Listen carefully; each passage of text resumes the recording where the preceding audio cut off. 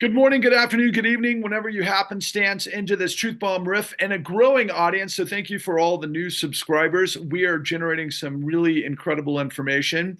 And I'm joined today by my friend Regan Boychuk, and I'm recording this on Wednesday, April 23rd, 2025, at approximately 4:30 p.m. my time. And I have become friends with Reagan on X over the course of the last couple of years when Reagan had been one of the early adopters. I don't know if that's a fair assessment, but somebody who had been, I'd say, open to much of the information that I had been releasing. And then he was able to intersect a lot of that information into things that he was adamantly in the midst of for now literally decades.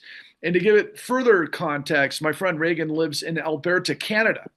And so we had been talking for some time. He had been joining me on some of the Twitter spaces that I was recording to try to generate interest in this platform that everything that I am bringing to the table culminates in what we created called the Clean New Deal. And the more I got to know Reagan, the more I got to know how incredibly important and valuable his research and his experience and what he does and how he does it really interacts with pretty much the findings of everything that the con, my work in at www.thecon.tv, which is the revelation of the world's largest criminal conspiracy that never ended, intersects with a lot of the information that Reagan's been in the midst of for a very long time.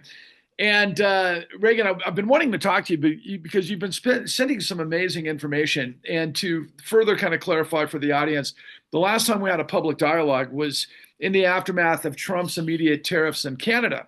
And as a result of that ongoing effort and the insanity that it's been causing in markets, in addition to the last 24 hours where Trump pulled back the threats against, of course, our chairman of the Federal Reserve, Jerome Powell, that markets immediately boomeranged back up. And it's just kind of ridiculous when you think of just the volatility and the insanity and everything we're seeing in these global markets between tariffs and all of this just huge shifts. It just underscores what we both know, that too much money in the hands of too few power players creates an inverted pyramid where it's all top heavy.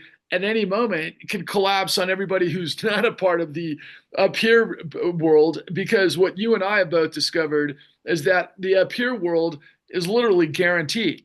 And we don't know exactly when and how that's going to play out next, particularly in light of Donald Trump's seemingly attack on the Federal Reserve chairman. But what's also very interesting to note about that is so many in the mainstream media in the United States are almost painting the picture like Jerome Powell is sort of some newbie guy that really is just doing his job, that Wall Street, has grown confident in, and therefore shouldn't even be considered being replaced first and foremost for the stability of markets, without questioning why that might be, which is hilarious, all things considered.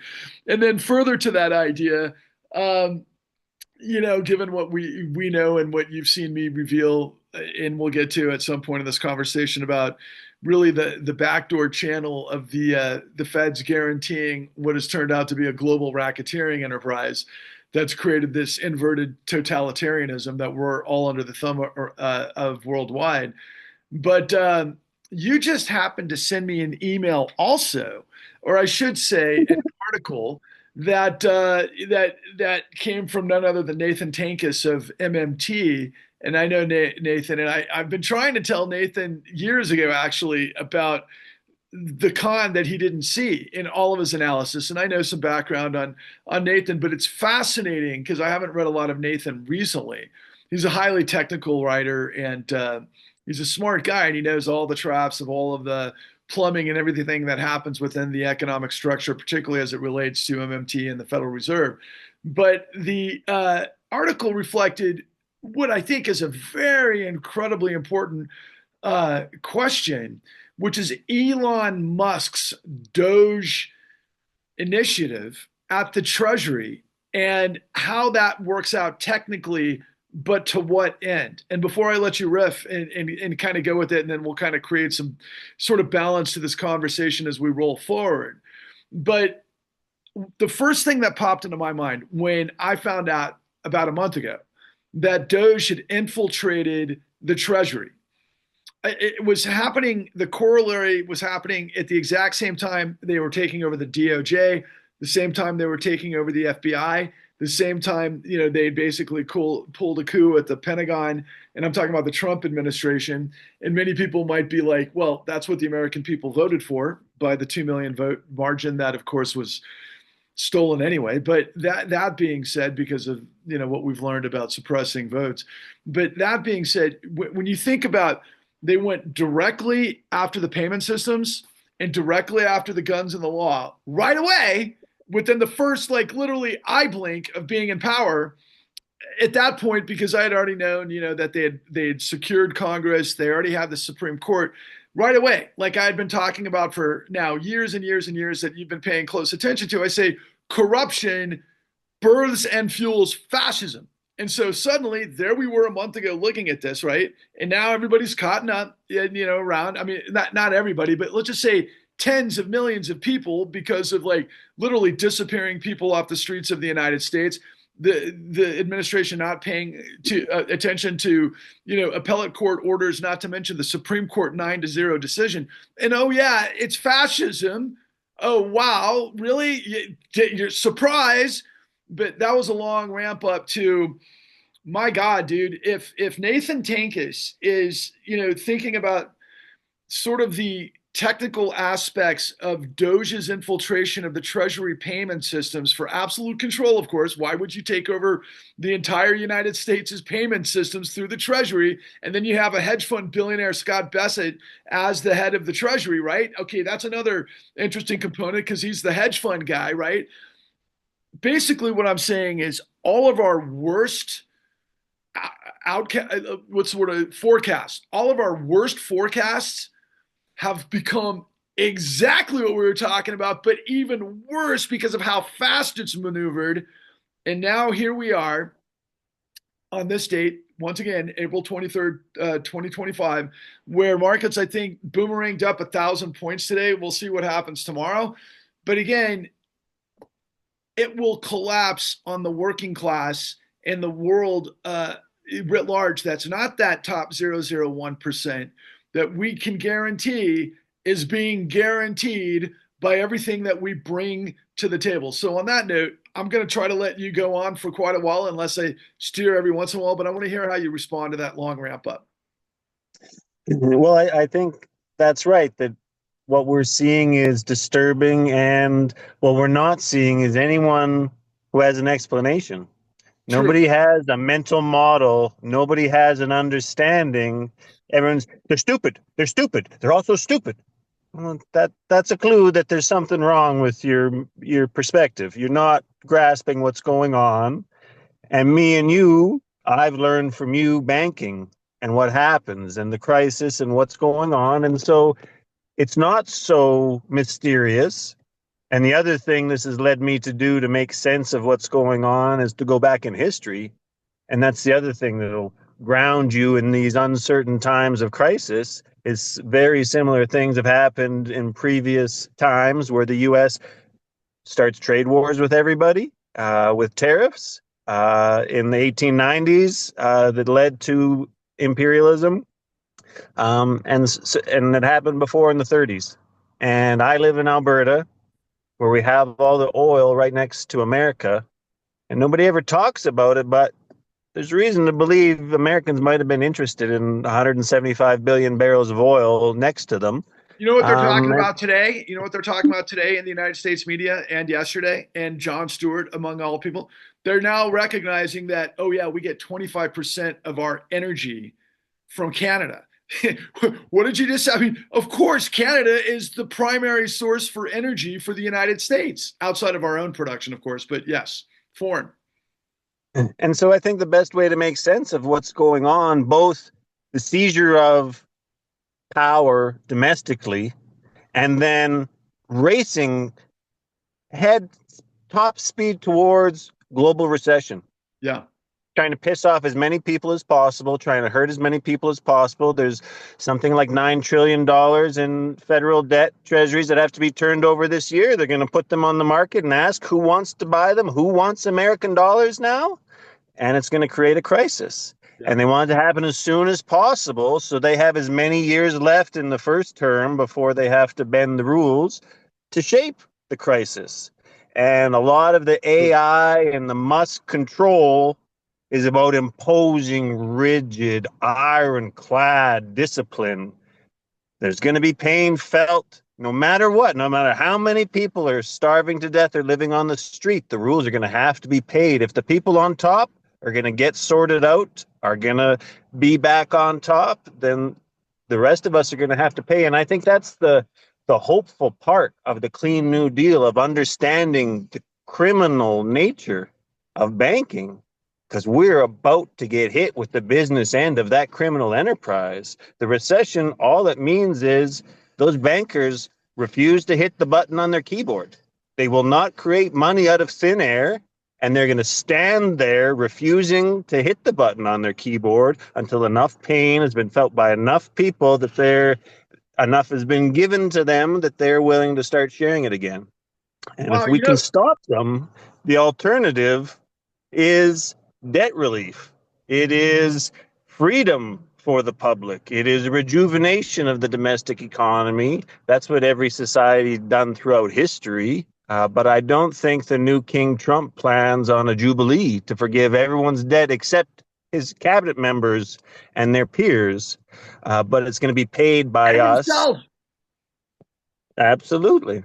I think he's $600 million in debt because of the civil, settlements not settlements, but the decisions based on his fraud in Letitia James' case. And that's another thing. By the way, they spun the.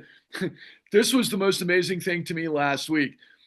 Attorney General Pam Bondi, who was up to her eyeballs in the 2008 great financial crisis, basically being a surrogate and a protector for Bank of America, who basically owns the state of Florida, has now, remember I say that the Trump methodology, and this goes into his entire idiotic cabinet, lie, deny, switch the blame, and implicate. And so they're carrying out mortgage fraud investigations into the state AG of New York, Letitia James. And she might very well have stuff in her closet. I have no idea. But the bottom line is, I guarantee you, based on what I saw in those particular indictments and convictions, or I should say settlements, that they never, meaning the Attorney General of the United States, never took the case, the investigation, to the next level that we do because of William K. Black and all things control fraud, because she never asked the question, neither did American media. And this is the stasis of this idiocracy that we're in the midst of. You can have a $44 million a year Rachel Maddow, who obviously is intelligent, who obviously could easily get this information if A, she was allowed to, or B, had any interest to, but which she doesn't. And then, of course, what we're revealing is what that case didn't reveal, that it was the executives at Deutsche Bank that were deep, deep, deep in the control fraud that made it all happen, as opposed to Trump creating mortgage fraud on the bank, right? And now it's coming home to roost on Letitia James through this freaking mafiocracy that's Donald Trump's freaking corrupt as hell Department of Justice. But that's just the legal side of it. Now, what you would inform me of, and again, let's backstop and let's go into your expertise, which I absolutely love, and the fact that Michael Hudson, one of the greatest economists in the world, if not one of in history, basically had cited you as someone who'd provided some of the information that you're going to be able to provide us. But I think we got a back end from the Treasury, and I'm just going to plant this seed first. When Donald Trump's first administration took place, his Secretary of the Treasury was a gentleman by the name of Steve Mnuchin. Steve Mnuchin is kind of a second, third generation Goldman Sachser, and he was involved with all sorts of stuff, from film to the kind of international securitization of everything, but now is heavily involved with oil and a hedge fund that he's managing for, among others, Saudi Arabia, which is tied to Donald Trump's son-in-law, Jared Kushner, and everything that that reveals, of course, on that oil side of the equation. But what I had learned was that in the aftermath of 2019, during the Trump administration, I never realized that Dodd-Frank had left a loophole that the Secretary of the Treasury could once again manifest Federal Reserve Act 13.3 illegally to backstop racketeering, because that's what the whole Dodd-Frank was supposed to prevent. 12 to 1600 pages of legalese that had a backdoor, and Donald Trump and Steve Mnuchin materialize that for another 19 to 22 trillion in 2019 before COVID, to maintain all of the floats of the repo madness from Japan SoftBank. But moving forward to what you just revealed to me based on Nathan Tankis and, of course, Elon Musk and the freaking Treasury, is it hard to imagine that Elon Musk wasn't aware of that? There's no chance. What your Federal Reserve Act 13.3, what you have zeroed in on of that is the illegal law, illegally used $71 trillion. And I believe that's absolutely intimately from 1913 to today connected to Alberta Sure. and all of the oil that we have here. And the fact that we had this curious premier back in the 30s who had a meeting at his house, and he gave that 175 billion barrels of oils to the Rockefellers, the licenses to all the oil in the 1950s. They had all that collateral in their back pocket. And if they had a bank, they could start printing money out of thin air for other people to repay with their oil that came out of the ground tomorrow. And so 13.3, taking the central bank and putting it in private hands in 1913 on the eve of World War I, precludes democracy. You can never have any meaningful democracy as long as a handful of bankers control the money supply. But especially if they got their hands on all of the oil, enough oil to print unlimited amounts of money, that could be really dangerous. And 13.3 was never used. They talked about it in the 1930s, in the 1960s, almost used it in the 1970s. Alan Greenspan talked about it when he came in. He knew it was illegal, but he was committed to using it if he had to. But it was only after the invasion of Iraq and the rigging of securities law in Alberta that was synchronized with that, that after 2003, 13.3 starts to get used, because they can print money for any reason and give it to anybody. And so if you secretly had access to a foreigner's reserves and there was a foreign bank lending you money, you could print the American dollars here, put them in American pockets, and those stupid Canadians would take their oil that you never paid them for, and they would take it to the bank tomorrow, and the bank would use that to repay the loans they'd given the American shareholders. And that is actually the source of this unprecedented event in history, Right. where colored people got It is mortgages. unprecedented. It never happened. But the thing is, it's been happening nonstop since 2009, which is insane, right? Through three administrations, I found out also after the fact that it was during Biden's administration where we had those runs, of course, on Peter Thiel's Silicon Valley Bank, and then, of course, New Republic and a handful of others out of San Diego that were all tied to crypto. And that's another side of this whole thing, the crypto scenario, because I could go on and on and on, but I don't want to take over the conversation. I want to go from there because, look, I've been getting some really, really clever and interesting and compelling communications from you over the course of the last couple of weeks, and we haven't had a time to be able to get together. And I've been really burning the oil because, like, I don't know if you happened to see it the other day. I had interviewed David K. Johnston, who is this, pristine expert on all things Donald Trump, and he revealed stuff yesterday that was something I've never heard in continuity before, and I don't think anybody else has either. It was absolute revelations of Trump's involvement with massive racketeering and drug laundering throughout the 70s that were baked into a lot of his real estate developments that put him in the same universe as these Russian oligarchical, international mafia types that then put him directly into the pipeline with Putin. So everybody always kind of infuses that, but these were the details, right? So that's one side of the equation. So if you and I are talking about the criminality of the billionaire class, which I also heard yesterday. I heard this term, and I'm sure you've heard it really throughout your studies, and you probably use it a lot of the time as well. But I thought it was very, very interesting. Imperial capitalism. Okay. So imperial capitalism is exactly what you're describing through the Rockefellers, through all of these different methodologies of the obviously the collateral being what the world and the United States is going to go revert back to more than it ever has. And here's this crazy synergy, right? Where Canada literally could have leverage because of the 25%, the 25%, the energy that you provide us. I'm just trying to think of a better way to bridge that. But the bottom line is that the energy is so enormous, our usage of Canadian energy, and yet what you're telling us in the midst of all of this, in the nature of imperialism, when you smash and grab, when you exploit, you know what I'm trying to say, exploit, steal, thievery, all baked into the system. Why don't you pick up and kind of bridge it all together from where you're sitting, my friend, and just take us into that world. Well, that's the difference between imperial capitalism and capitalism. There's nothing wrong with capitalism. There's nothing wrong with entrepreneurs making a profit on your investment. That's dynamism. That's there's no reason that can't happen within rules, within moral boundaries, can all be wonderful. The imperial part, that's the rentiers. That's the kings who kill everybody, steal their stuff, and give it to their friends with letters to the king. And then that's the guy who owns all the gold there, not the locals. And those are the guys who are taking 100%, 100 cents of every dollar out of the ground as pure gravy.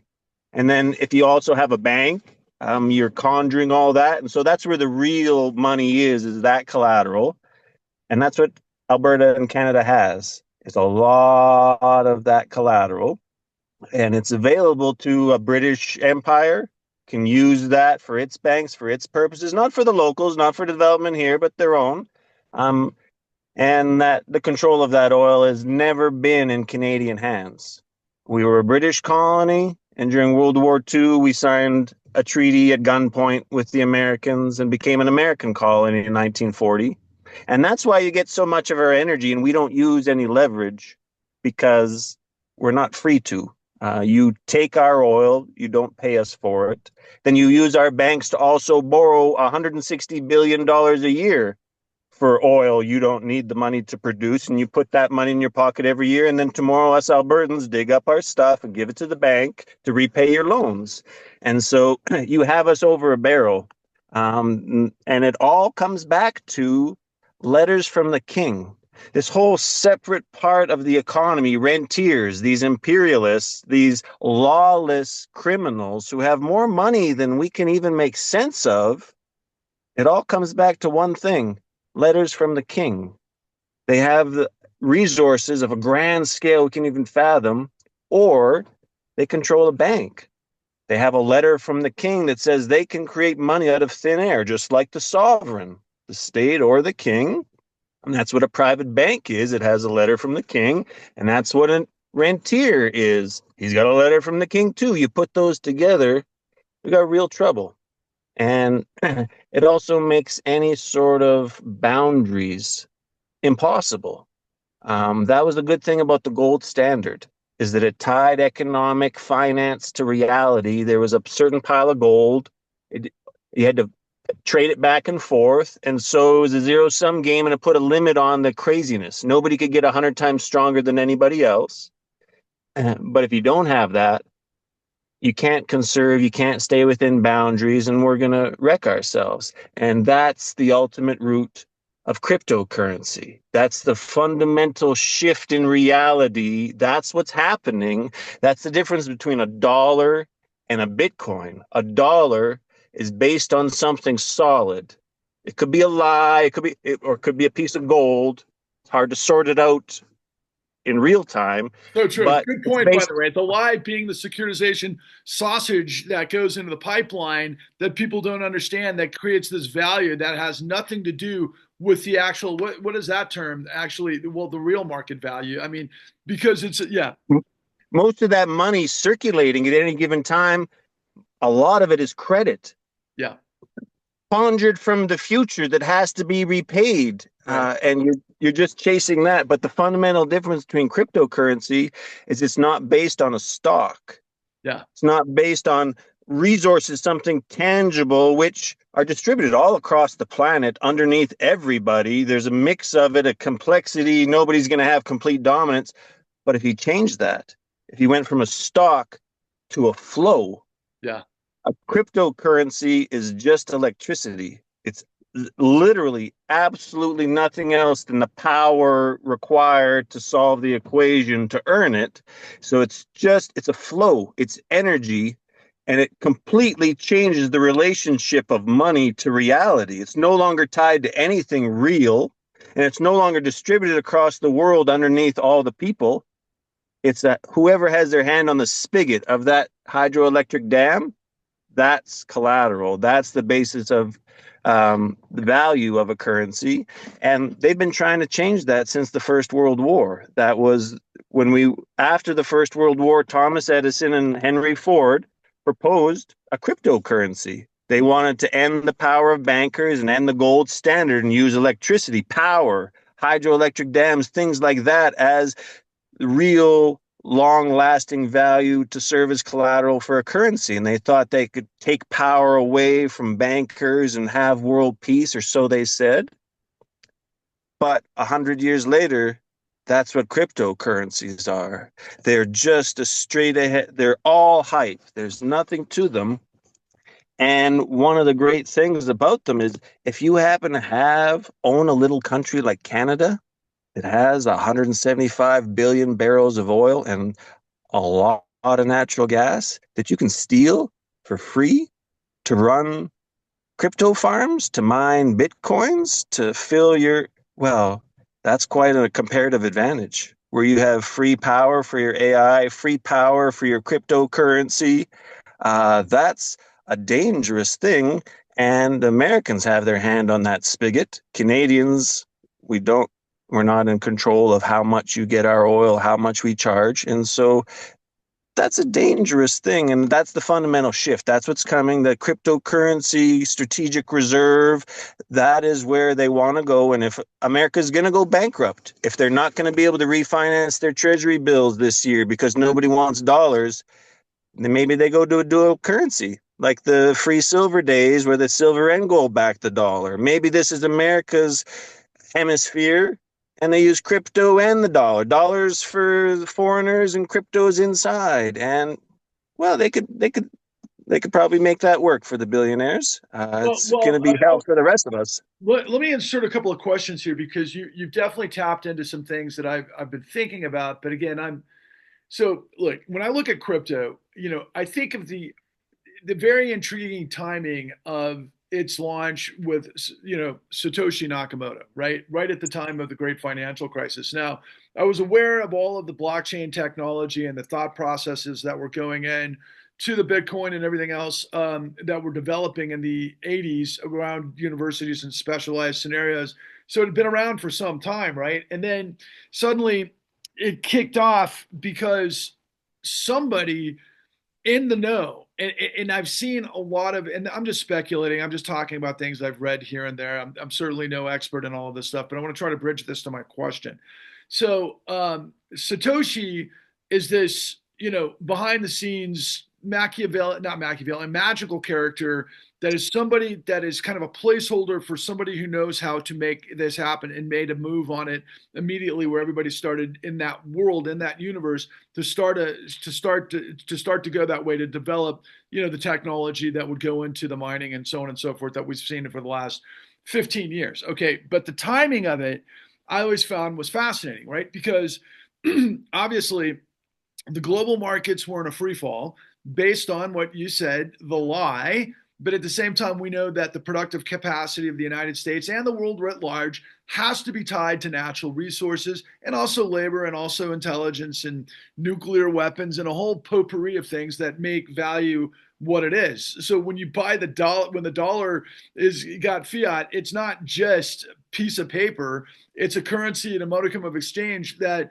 is premised on that, that massive productive capacity first and foremost. Okay, by fiat. Right now, we can talk about gold, and again, we'll get into that. And I do know that gold managed empires from waging endless war, for example, which we've seen just the opposite over the course of the last 20 years in an American empire. But when you tied it, because of all currency has to be tied to natural resources and the sum total of all of the other things that create the productive capacity. That's real economy, right? And when I was watching crypto, I felt like I had a good sense of blockchain that could be used in a productive way in the securitization process, because you could always manage exactly what trade had happened when under what circumstances. So if you needed to do the forensics, you could easily backpedal into that through the blockchain. Okay. And I found that to be, considering where I came out of the 2008 great financial crisis, which completely to this day, absolutely, struck me, right? From the standpoint that I had gone to literally registry of deeds in places like Suffolk County, Massachusetts, and down in North Carolina and a couple of others, where I had discovered that nobody could literally keep track of the transactions of the actual, I should say, the paperwork necessary within that collateral transaction to be tied to the actual piece of real estate that could be forensically audited, right? So because of all this, it's not shenanigans, because of the global racketeering that was taking shape in that pipeline of all things that constitute real estate, the actual real estate that was personified by that deed, by that trust, by that mortgage in that specific, because how easy is it for us to know what set of land, what square footage, what acreage, whatever? We have all of the capacity for that, but because of the securitization process got so out of whack, because there were so many liar's loans, there was so much documentation fraud, there was so much this, that, and the other, that it was nearly impossible for people to go to the registry of deeds and pinpoint, okay, this guy that's securitizing this loan absolutely owns this parcel at this specific place, right? And so that makes me understand that, yeah, there's actual a potential need for blockchain, i.e. value, okay? Especially when we're dealing with the entirety of the derivatives market and the securitization market is to continue to create that flow, presumably so consumers can have smaller interest rates, the opportunity to leverage more, and that creates more and more economic activity. So, when you're looking at it through that lens, okay, that makes sense, except of course, when you understand that it turns into a complete fraud pipeline, right? Okay, so I've made that point. Now, the nature of crypto post Sam Bankman-Fried, okay, and for example, FTX. So I was under the hood of Sam Bankman-Fried, and what Sam Bankman-Fried was doing was the exact same thing with FTX that the Fed was doing. So Sam Bankman-Fried fancied himself the Fed, and when they asked him, well, what are you? How did they parse it out? I think it was his response to the problem was, look, we don't have a fundamental problem. All we have to do is refinance. And I literally almost fell out of my chair. I would thought to myself, this well, I don't want to say expletives, but this little dork that comes out of MIT or whatever his Ivy League background, and his parents are these Stanford professors and all things, legal law, particularly securitization law, right? And they all got swept up in this thing. And he's saying, well, it's a game. All I have to do is refinance. And so on a daily basis, they're playing with the different rates and everything else. But what was it tied to?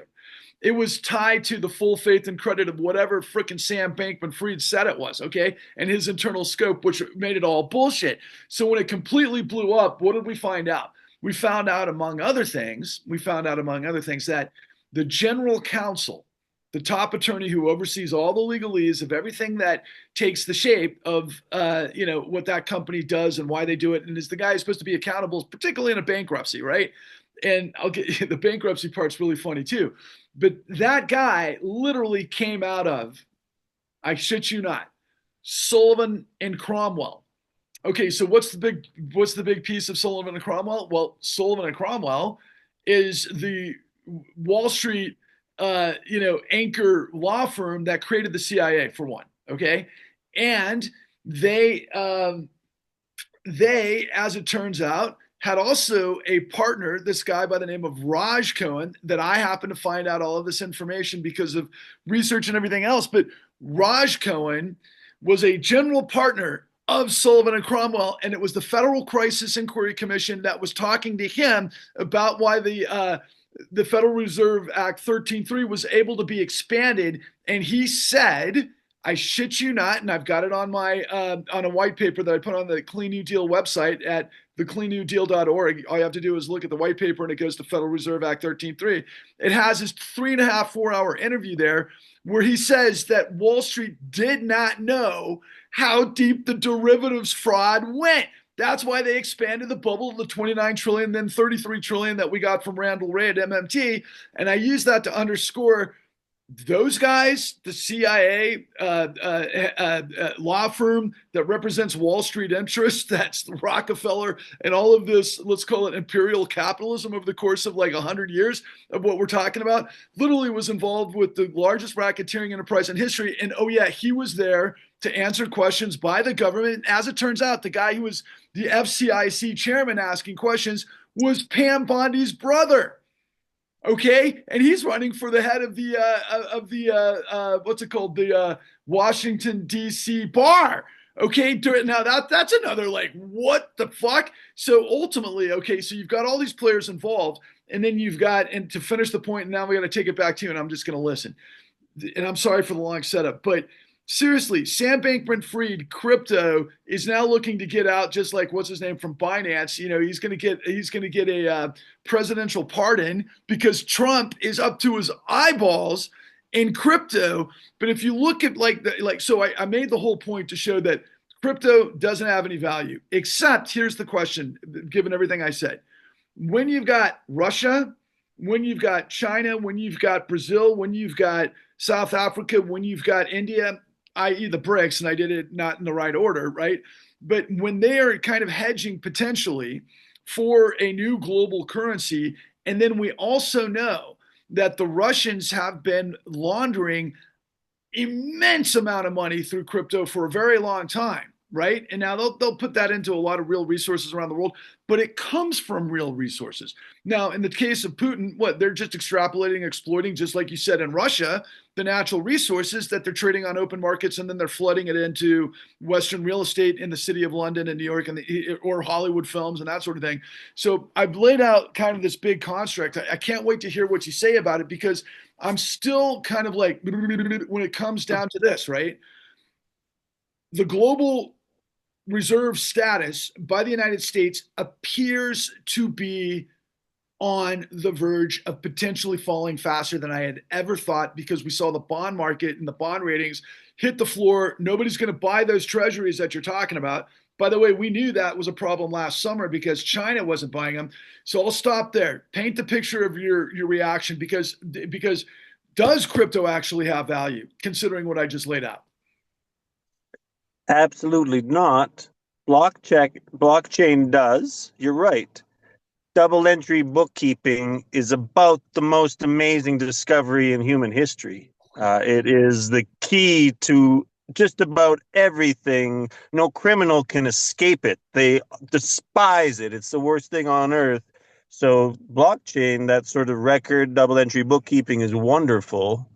Investment, there's something real and there's something unsure dynamic about every investment. There's something like, and you can't know at the time, but in hindsight, you could maybe say this is concrete. This was the hype, and then it all shook out. Bitcoin is just the hype. It's just, that's all it is. It's based on nothing. And it's useful since 1/3 of the world is under U.S. sanctions. It's useful for getting around it. Right. And not paying taxes. Yeah, it's useful for all of those sorts of reasons. But its closest analogy is the British Bill of Goods. So the British Empire lost America. Chunk of land so important, it's had such potential, it's now ruling the world. And so a big blow to the British Empire in 1776. What did they do? Where did they shift? To India. Right. How do you conquer a new continent? A couple of genocides. Um, they had silver and gold as a collateral, so they could print more. They had more credit, so they could try to develop it. But the way they robbed India of tens of trillions of dollars was the bill of goods. They invented a piece of paper, kind of like a greenback, could be anything. A piece of paper they give to someone, and they accept that as payment for goods, and you sail your ship away with all their stuff. Over the course, up until 1938, coincidentally, when Britain lost Canada to America. But until 1938, the British Raj extracted $45 trillion from India, handing Indians pieces of paper called bills of goods that they took to their local administrators who paid them in rupees. So it was really handy for everybody. They got their local currency. But what they were doing is they were taking a piece of paper from the British, giving it to their local tax man who gave them rupees that he collected from his neighbor the day before. It involves no British. If you had double entry bookkeeping, you would see the British just walked away with all your stuff and didn't give you any money. They gave you a piece of paper, a bill of goods. And imperialism takes a lot of time. These things don't happen overnight. Things don't change. You don't invent a new currency. You don't replace the failing American system overnight. Crypto has been coming for a long time. There's a lot of hesitation to overcome, a lot of doubt. They've been working on that. It's been building. It's still 100% start to finish bullshit. And nobody serious will take anything different, but it's a game to be played. Wall Street's about playing the game. There's money to be made, movements to be made, there's hype go.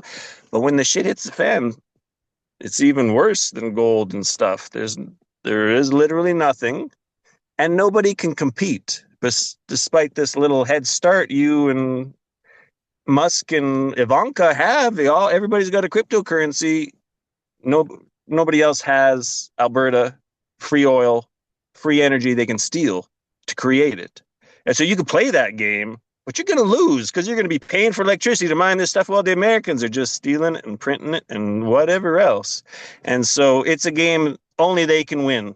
But the alternative is, if we didn't have criminals for bankers, and we were approaching a crisis, we could do what our wise forefathers did for 5,000 years and just forgive the debts. There's new kings, start over. It's just the billionaires have their make-believe stolen paper disappear. Maybe they have to get a job. That's tough. It's better than tens of millions of Americans being thrown out of their homes, because that's what's coming. But it's okay, going but, to be but, but taken it's out. not there. Okay, I think you just said it, but that's what intuitively I've always thought that. Let me kind of paint this picture. Okay, 9/11. You have a specific come from on that. I have a specific come from on that. From where I'm sitting, the the ordeal was baked in. The official story is 15 out of 19 hijackers, 15 of whom from Saudi Arabia, stormed four commercial airliners, threw them into the World Trade Center and into the Pentagon, and one lands in Shanksville, Pennsylvania, and then therein lies from that point forward the so-called War on Terror. Now, for those that understood what was happening behind the scenes, we had already heard that there was a neocon sort of extrapolation that we had to have a spectacular event, that they were kind of responding to this ongoing Al Qaeda hits around the world. There was one on the USS Cole. There was one at the USS Embassy in not Nairobi, but somewhere like that. And it was building, right? But the CIA and the FBI had been watching all of these things. They have. We're not talking at the turn of the century. If you're young watching this, even though we have pretty significant technology, sort of boosts. I mean, in terms of intelligence, I mean, the United States CIA and FBI, they probably had as much, if not more, in some capacity, intelligence than we do now. It was on par. They knew exactly where the cells were. We know that. They knew exactly who was paying the cells. The United States, the mighty military that we have, this unbelievably giant cachet of being able to use technology and intelligence to infiltrate, chose not to. We know that Dick Cheney sat on it. We know that Condoleezza Rice sat on it. We know that they would not let the agencies talk to each other. We knew that there were all sorts of roadblocks to being able to basically thwart what would become the 9/11 attacks. Now we've seen in the aftermath a lot of theories, a lot of things that are insane, a lot of things that are compelling, a lot of things that are interesting. It's all starting to manifest now in social media again because Alex Jones is all over the place saying we're going to reveal the deep state, attack on 9/11 and what they did it for and everything else. But it's always one dimensional with these cats like Alex Jones, right? Meanwhile, he's working for Putin and whatever that means. But the long of the short of it is that there's this thing coming up about 9/11. Okay. You know it from the standpoint that the war in Iraq was used to the collateral of the oil in Alberta that was baked into this thing because my biggest philosophy on this whole thing was we were at a place in the late 90s technology wise where we could have relatively easily with the right critical mass recreated the energy paradigm of the United States based on renewable, right? And so instead of looking for Alberta, oil sands, tar sands, we could have been like with your magnificent geothermal and all of the other giant stuff that, right, we could have had potentially a better outcome if we had honest brokers as opposed to thieves, right, based on everything that you're talking about. So the next 25 years, we end up with this double down, triple down, quadruple down of the fossil fuel international hive network that would then also lead to, if you remember in 2019, we had the largest IPO in history, which was Saudi. And I had posed the question to you last time we talked, what would Alberta do if it operated like Saudi, for example, considering the great degree of wealth you have, right, in natural resources?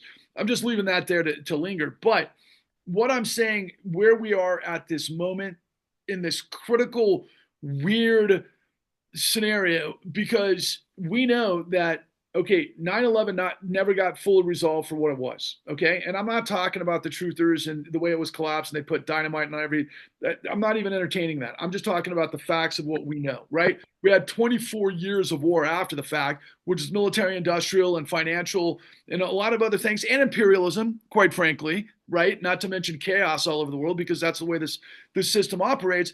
But what we ended up doing in the United States, as you recall from George Bush telling the American people, don't worry, you don't have to volunteer for the all volunteer military. We're not going to institute a draft. We've got our 1% that can maintain our military industrial design, whatever that is, based on the neocons.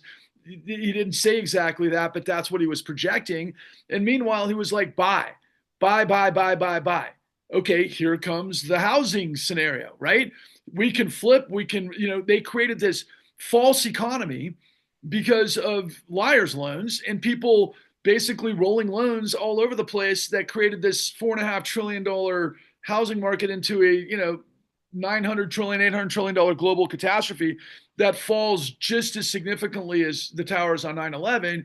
But instead of getting 3,000 people evaporated in the one time period, over the course of the next decade and a half, we probably had, hundreds of thousands of divorces, tens of thousands of suicides, millions of people in the street, or they say 800,000. Who knows how? The collateral damage from our own fraud was absolutely huge. And we know because of our work, my work, that was all created based on liar's loans, meaning control fraud and all of the things that we show you on the con.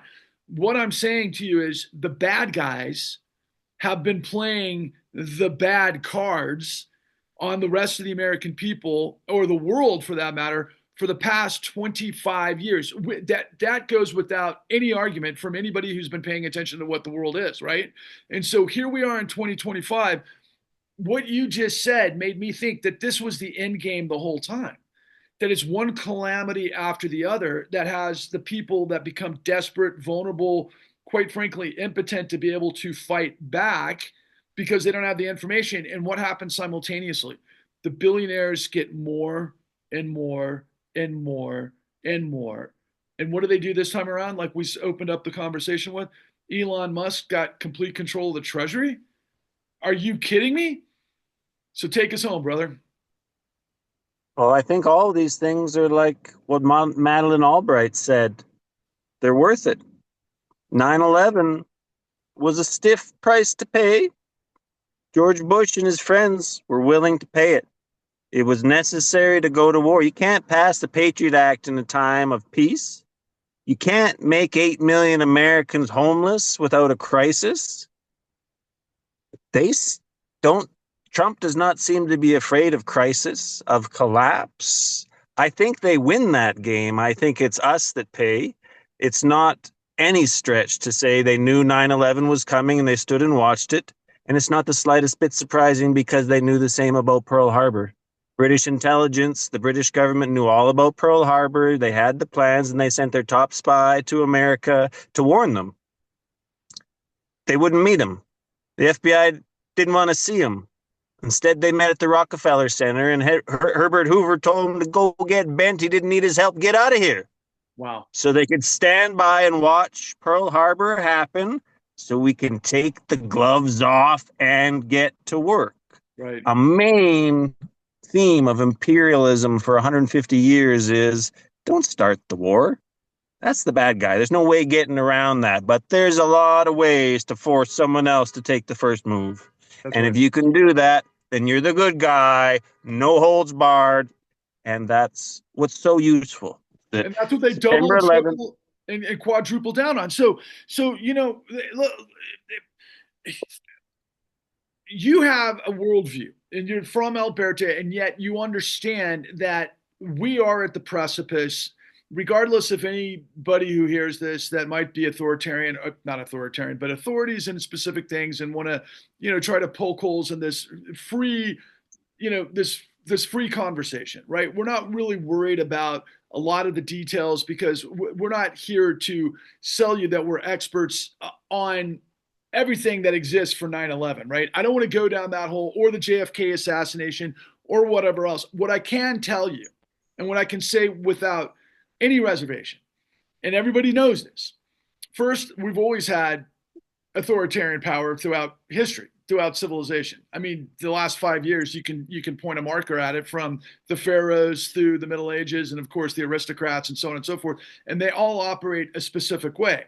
Especially when you're talking about the rentier class, right? When you go back to those that are living on the land and they're serfs, right? I mean, that was just the whole vertical. And then, of course, the United States rebels against that, only to become its own corporate empire. And all empires die from corruption, quite frankly, right? But we are in different times because one, it's all the same thing, but different times from this perspective. Obviously, there's more people on the planet than ever before. There's more technology than ever before to consolidate more of the upside into the hands of the villains and more pain and suffering for more people than ever before. Not to mention, you got to look at, our existence on this planet, in terms of sustainability and other things as well. Does it feel to you, and I don't want to lead you into this direction, but that the inevitable collapse, the collapse is inevitable, or do you think that we can find a way to head it off at the pass and get busy taking out the bad guys before it's too late? I have hope that there is a way there. The system is unsustainable, but it can be resolved in one of two ways. It can be resolved with authoritarian power imposing the costs on the least powerful, which is what we've experienced historically, but that's not the only possibility. If we were rational, if we were citizens in charge, if this was a democracy, then the coming crisis could be managed. There is pain to be felt. There is a lot of things that have to be changed. Things have to be moved around. Rich people, most of all, don't like losing things. It's not going to be pleasant, but better them than the masses. And there is a potential for it can be resolved one of two ways. There's too much debt. The traditional way for imperialists and rentiers to solve this problem is war and disease. The Spanish flu, the World War, 100 million less people.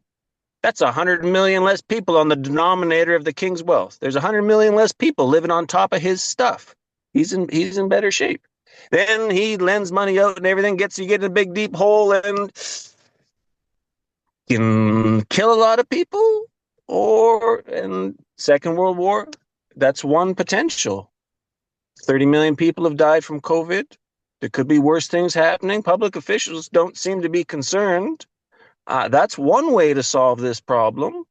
The other is, if we didn't have criminals for bankers, we could forgive mortgages.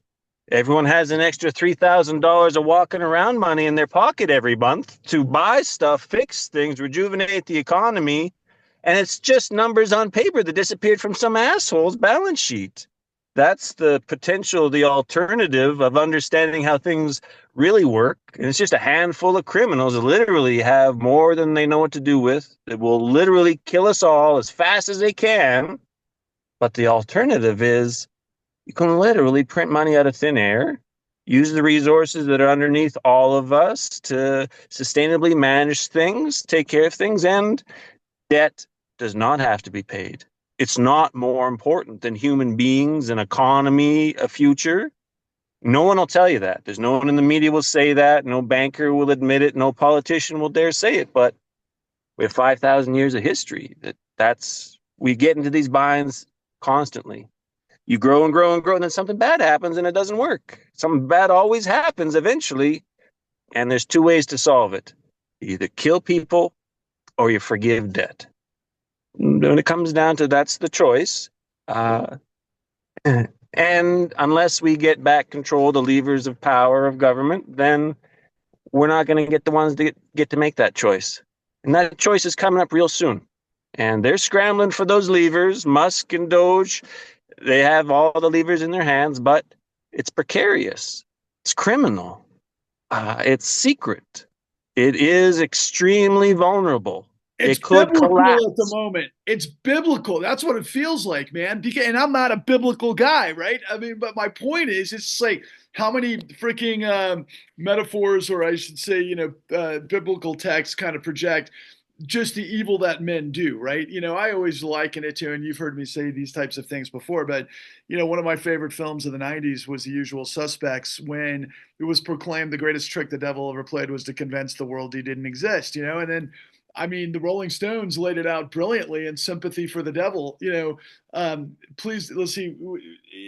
What's confusing you is the nature of my game, right? It's all about diabolical deception and duplicity and, quite frankly, asymmetric information. And I'm 56 years old, right? I always used to think I was a pretty smart guy. I've been around the block. I've seen some crazy things in my life. I've always done okay because I've had maybe the feistiness in me to be able to kind of manage, whatever situation I'm in. But I never had the big picture until I had to go through this last 14 years in a way that I did, right? I had my education. I kind of looked through history through a certain lens and so on and so forth. And then, of course, you experience as you grow and you travel and you gain wisdom into your experience. But it wasn't until the entire world collapsed on my head that sent me on this journey. And I was reminded as you were talking, Regan, that wonderful and some of the best cartoons, some of the best political animations came out of the Great Depression era, where, for example, with the robber barons, and I know that's obviously 1895 versus 32, but a lot of these things kind of reenacted themselves, especially through muckraking journalists, right? Or at least inspired by them. But there's that, we've all seen it. There are two things that is relevant to this conversation. The first is if the people only realized the power that they had, where they're like, 100 guys in a circle with a table on their back and one guy on top of them. All they'd have to do is stand up and flip the table, right? Flip the scenario. That's the projection. And then the other, to reiterate kind of where you're coming from throughout this whole thing, was the Rockefeller octopus. The Rockefeller octopus was the first paradigm that was complete in every direction, and not to mention, and by the way, they learned a lot of this from the dark market as well, right? Alcohol, bootlegging, drug dealing, all of those sorts of things manifested through the oil industry as well, right?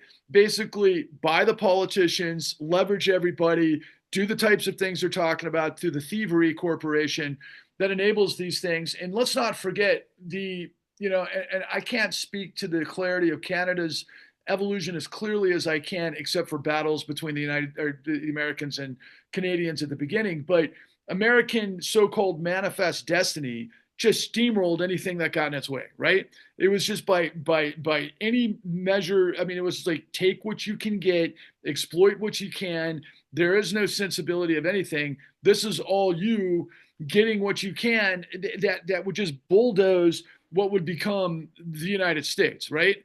And so we have had this underbelly of this ambition, this unbelievable desire for control and power that didn't really ever change, except for maybe a time period during the 60s when Martin Luther King came and there was some humanity and some other things in the face of the Vietnam War.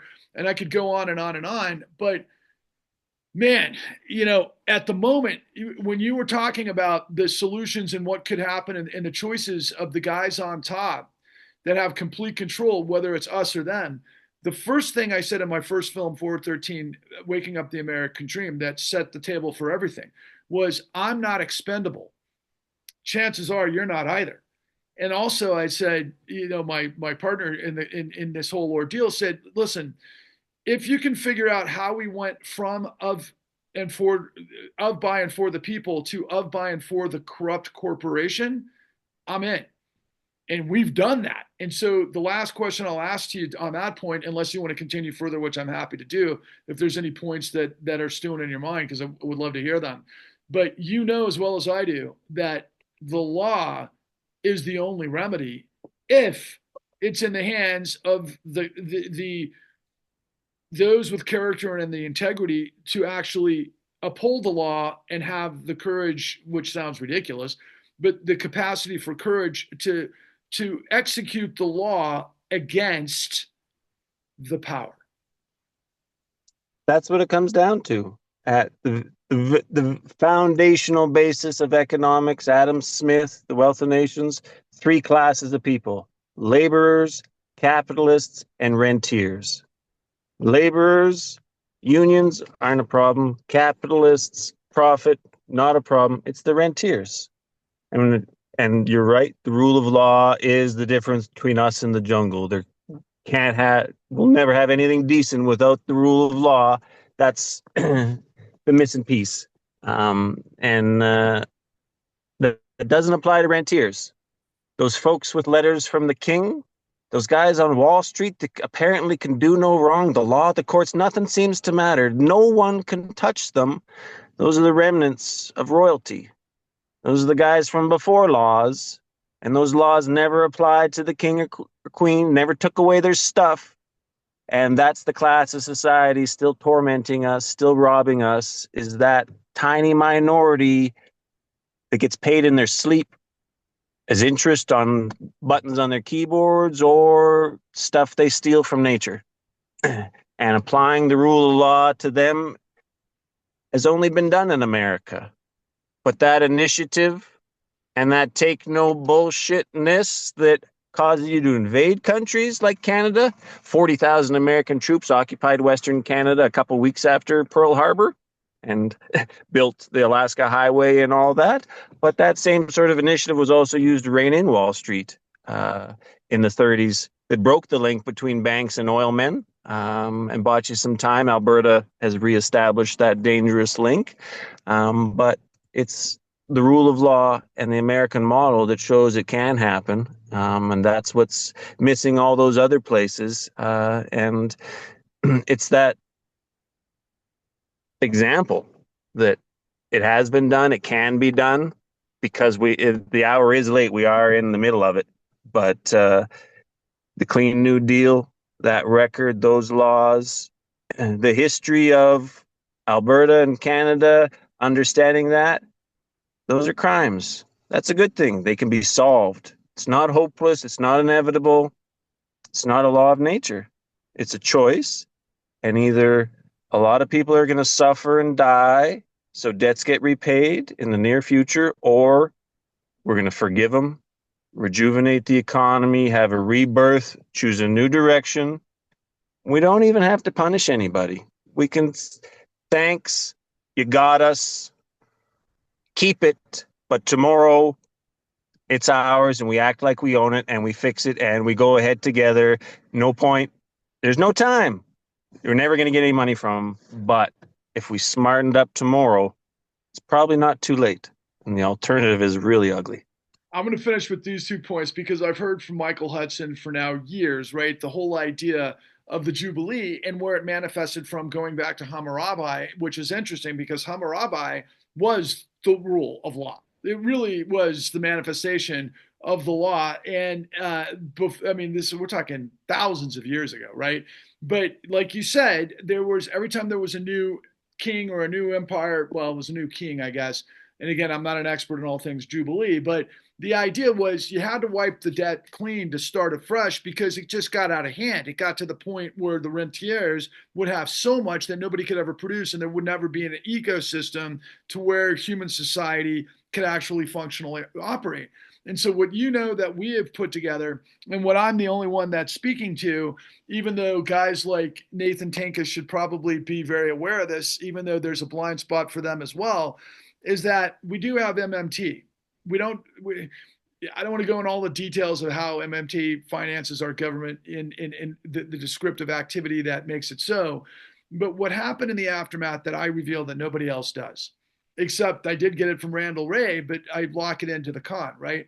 We had provided, and this is to your point, and this is what people need to understand about a Jubilee. And in fact, I'm going to let you describe a Jubilee real quick before I carry on. Please describe a Jubilee. It's just a general debt forgiveness. Steve Keen and Michael Hudson have both worked out some of the technical details of how you'd manage some of the risks and keep it fair and sort of thing. But it isn't much more complicated than simply forgiving debts. In the olden days, it was the palace, the government that forgave it. It's a little more complicated today because much of it's private. But the same idea, but you take that overhead, that monthly nut that everybody has to earn before there's anything extra, you eliminate that and you rejuvenate it, and it gives whole society a new life. Everybody loves the new king. They used to, in ancient times, it was the same advice for invaders. You want to invade a city? Promise to forgive their debts. They'll all join your side. You're under attack? Promise everybody you'll forgive their debts. They'll rally to your side. Jesus Christ, any politician could do that today, except we don't have the banks. But if we did, But that's the sort of all the future we'd have. politicians, yeah, all the politicians, unbeknownst to Stephanie Kelton, who says all we have to do is get 535 guys on the same page, and they are the billionaires. Because this is why I wanted to insert this to close up our conversation. Because what we reveal, see, if I had ever heard this stuff before, the knowledge of what I've been able to aggregate over the course of the last 14 years, but 10 years on overdrive. That makes it all true. And anybody who wants to explore more or challenge me, I welcome anybody who wants to try to poke holes in everything I have. I would just ask you to review the work that I've set forth already, where you can find it at thecon.tv and also thecleannewdeal.org, which takes us from the blueprint of the problem to the solution.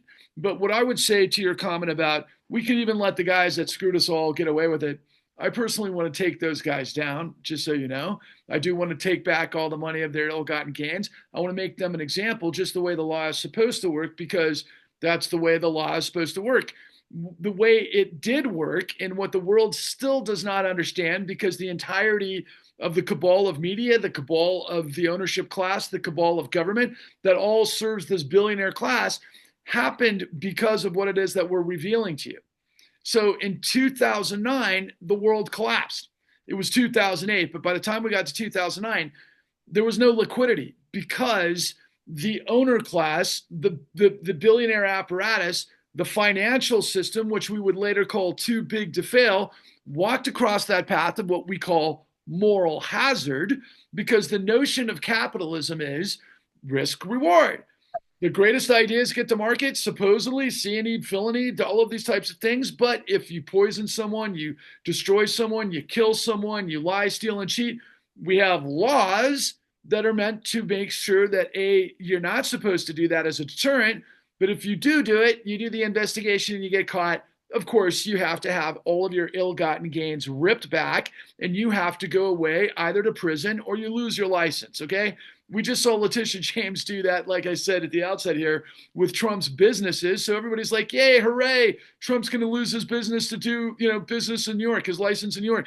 And instead, what happens, because Letitia James doesn't do the full operational investigation, it comes back to snare her, and maybe she's in the crosshairs of the Department of Justice now. Remember, Trump has always said, not just payback. He's gonna, the concept, right? Yeah, I mean, he's gonna get revenge on everybody that tried to take him down. That sort of bullshit. But going back to the 2008 great financial crisis and what happened in the aftermath, in the context of the Jubilee, the entire financial system had choked on its own poison. It had created toxic scenarios in every direction, from liar's loans all the way through liar's securities and liar's derivatives, that took a $4.5 trillion housing bubble into a 800 to $900 trillion global calamity, that when it all imploded, where all of the too big to fail banks had lost their liquidity, they were going bankrupt, all of them except for potentially Chase. And I don't know if they would have stood if everybody else went down, if the real story took place. What took place was Congress did a smoke and mirrors, where the incoming Obama administration got handed this concept because we maintained the Treasury Secretary, who was, of course, John Paulson. He came out of Goldman Sachs, just like his predecessor, Robert Rubin. He was the head of the Treasury during the Bush administration. And then during Obama's administration, he put all the same people in play that had created this incredible tragedy back into positions of power to sort it all out. And what they did with Secretary of the Treasury, again, Timothy Geithner at that time, they declared that the American people were going to be foam on the runway for the financial system, the crashing financial system, and that ultimately, so the regular people would be foam to protect the freaking billionaire class. And then, of course, Hank Paulson would say, nod wink to all the billionaire apparatus and the international investment community. Hey, we're going to pull out the bazooka. Okay. We're going to pull out the bazooka, which is what I'm about to tell you. We free flowed, backdoored not $700 billion through the congressional mandates of TARP, which created troubled assets relief program, to the tune of $700 billion, which everybody's jaw at the time was agape, because they'd never heard those figures before. And nobody could figure out exactly why we were giving Wall Street $700 billion. Well, we didn't give Wall Street $700 billion. We gave them, according to Randall Wray, 29 trillion in 2009, which he later revised to be 33 trillion. There's a 1,000 billion in a trillion to float the financial markets illegally based on the statutes of how we created Federal Reserve Act 13.3, and nobody's the wiser. We created a jubilee for criminals, my friends. We created socialism for the criminal class that destroyed the world. So why would they stop, right? Why would they stop if they can make tens of trillions of dollars of lying, stealing, deceiving, and destroying? Because you're expendable.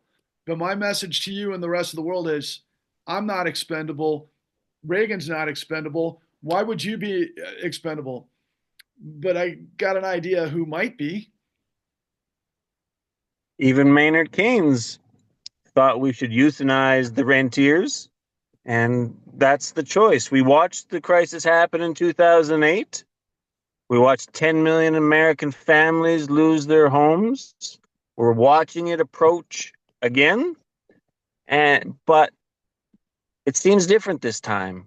It does. It doesn't seem like they're about to bust open 13.3 and save everybody. It seems like they want this thing to blow up. The game's over. It's time. It's not just a reset. It's time to change the game. And I think we're going to dual collateral currencies, something.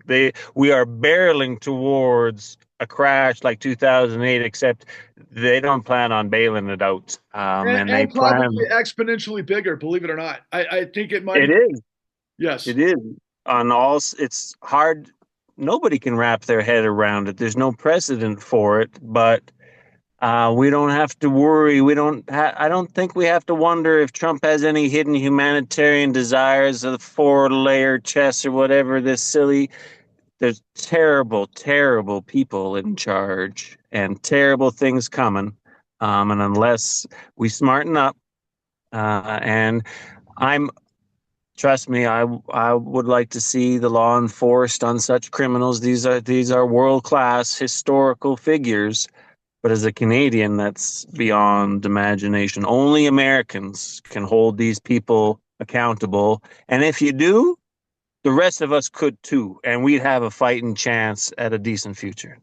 Well, like Abraham Lincoln, that would be the better angels of our nature coming to glory, man, because that's really the only choice. And Reagan, you're a good man. I appreciate our conversations. I appreciate the information. I appreciate you recording on a whim today from your car in the middle of work. And wow, until next time, man, that was really powerful. I appreciate your time, brother. Same to you. Appreciate it. Keep it up.